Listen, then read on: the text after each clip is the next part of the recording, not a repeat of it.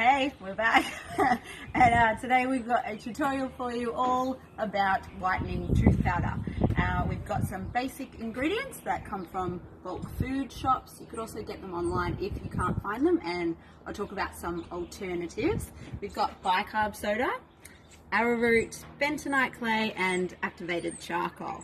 These are the ingredients of things that we find work for us, but always just kind of trial and error with your own body, and do a little bit of research yourself. That always helps.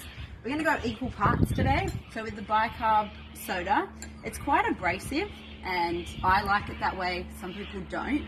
So you can add as much or as little as I guess you prefer for the mouth feel. It does help to remove stains, that's that abrasive part of it, and it also helps with the odours.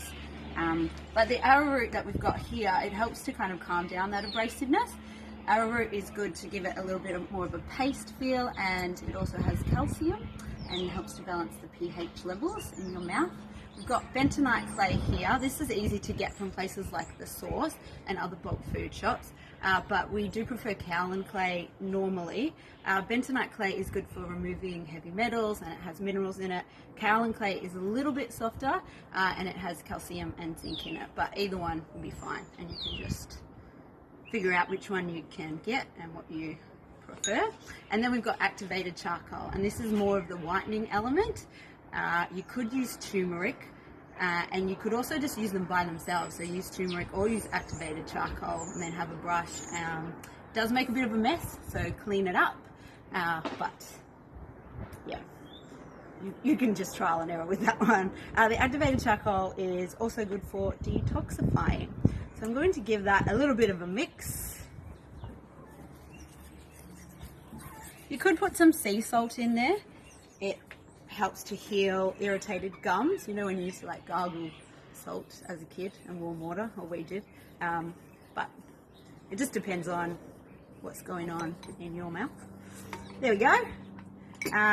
We could also add peppermint oil, and that is more just to give it that fresh kind of mouth feel and smell. I think that's the thing that is hardest to get used to when you switch from a normal kind of store-bought toothpaste, is that real kind of minty, overpowering freshness. So you can add a little bit of peppermint oil, but again with essential oils, just use what works for you, and just a little bit at a time. So there we go. Doesn't look white or whitening, but that is our powder, and you could store it in a jar in the bathroom, or you could also just leave it like that if you're lazy. Dip your toothbrush in, and then go for it. And Emily's mouthing something, I can't understand it. What do you say? It said you can leave it on. Oh yes, like your a teeth. face mask. Yeah, leave it on your teeth longer, and that should help as well. Yeah. If you've got a mouth guard, I guess you could put that in.